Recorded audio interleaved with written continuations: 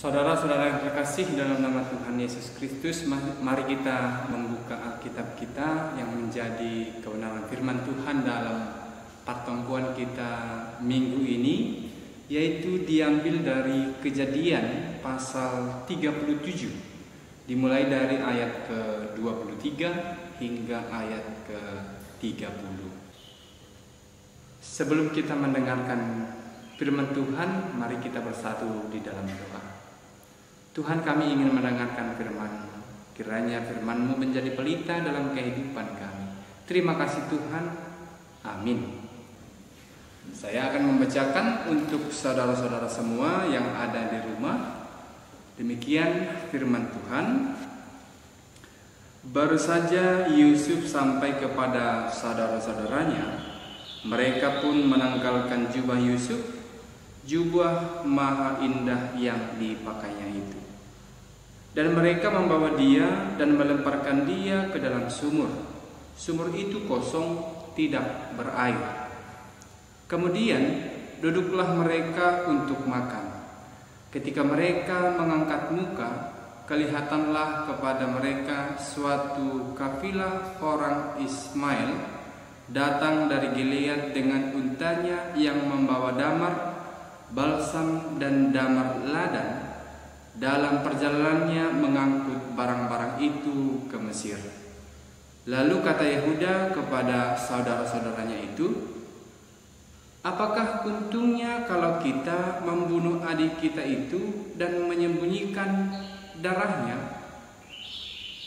Marilah kita jual dia kepada orang Ismail itu, tetapi janganlah kita apa-apakan dia, karena ia saudara kita, darah daging kita." Dan saudara-saudaranya mendengarkan perkataan itu.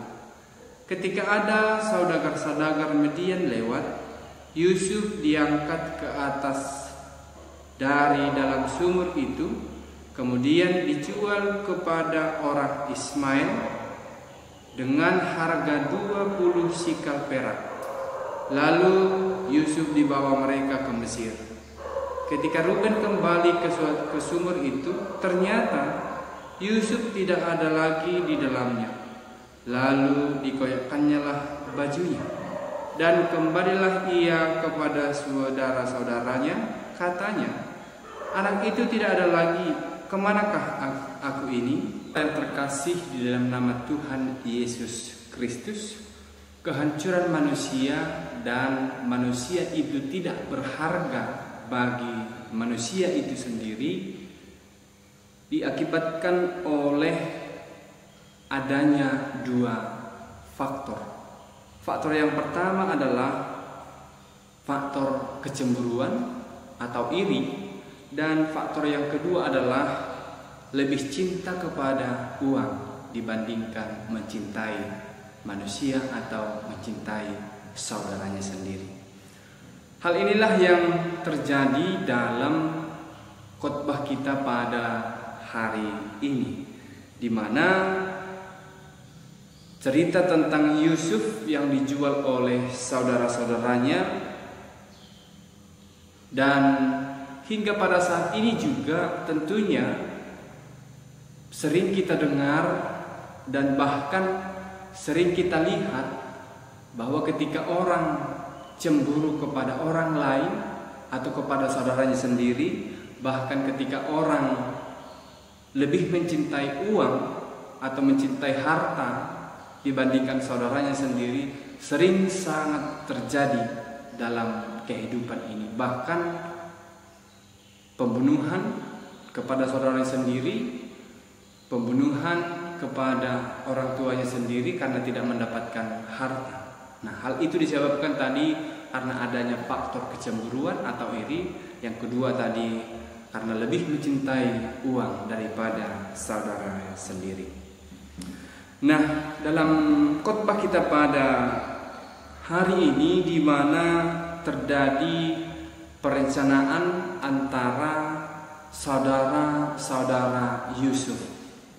Kita tahu bahwa Yusuf adalah anak yang paling kecil di antara saudara-saudaranya yang lain.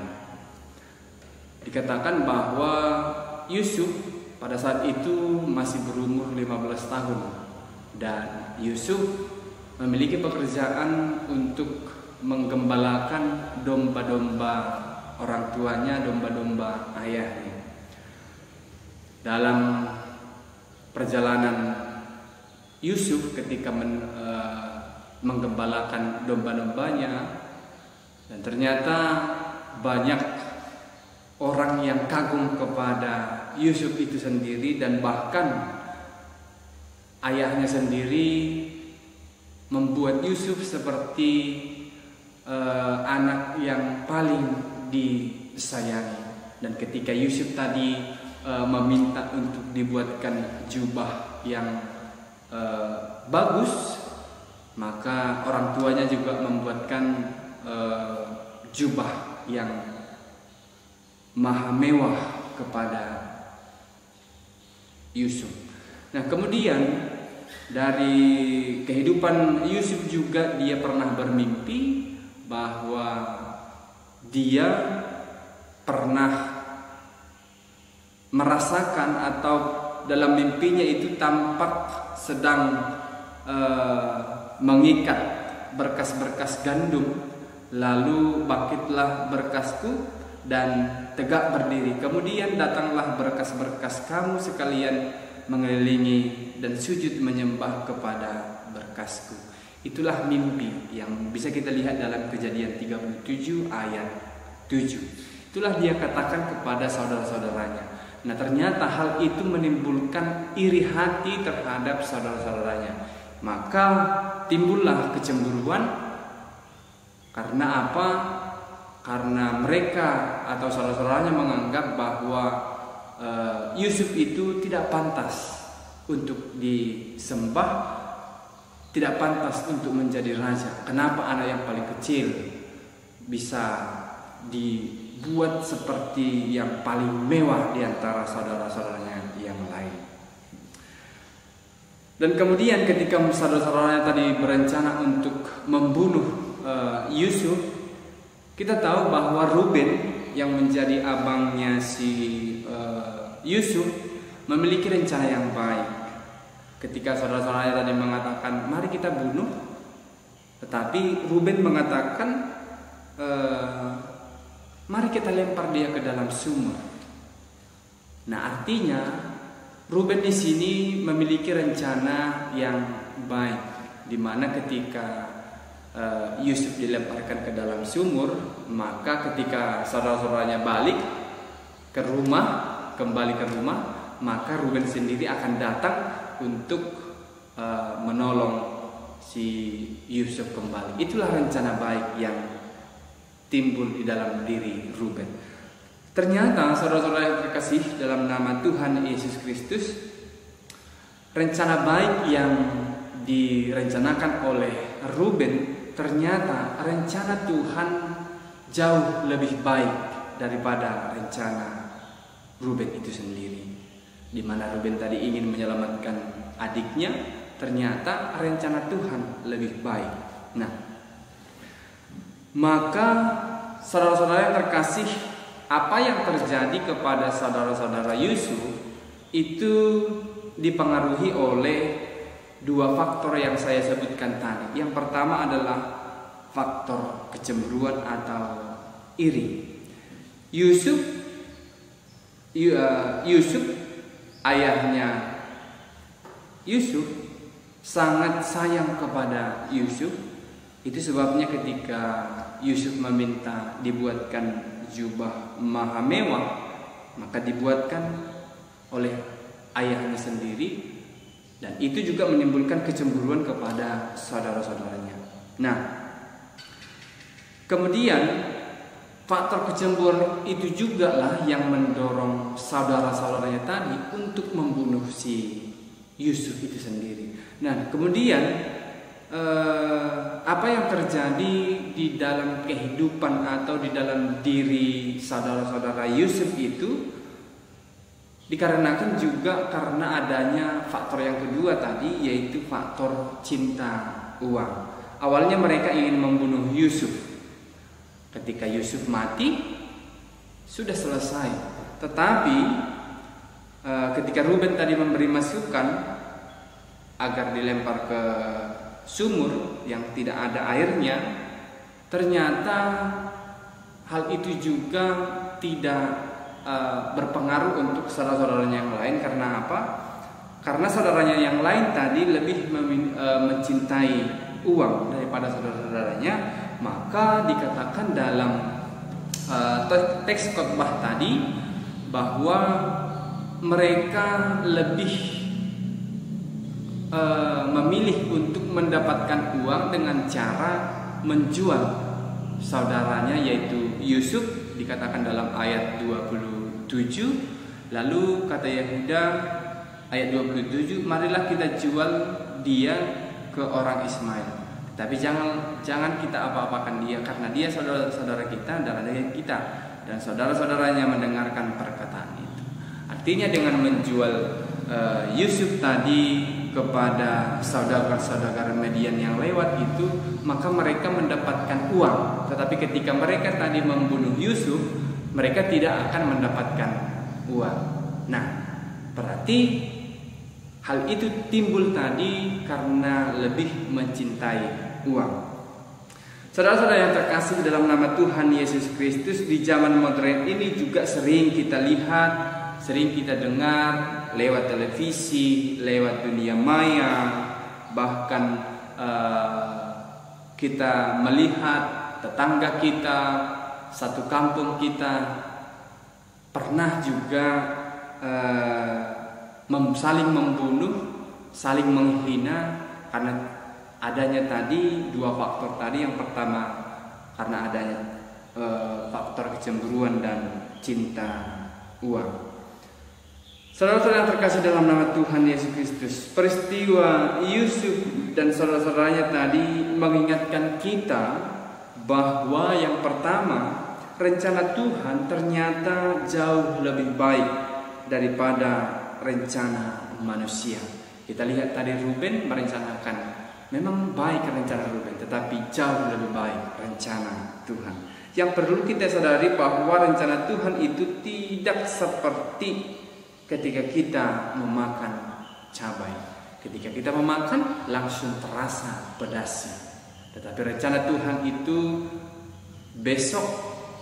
besoknya lagi, bulan depannya lagi, bahkan kita tetap menunggu rencana yang terbaik dari Tuhan.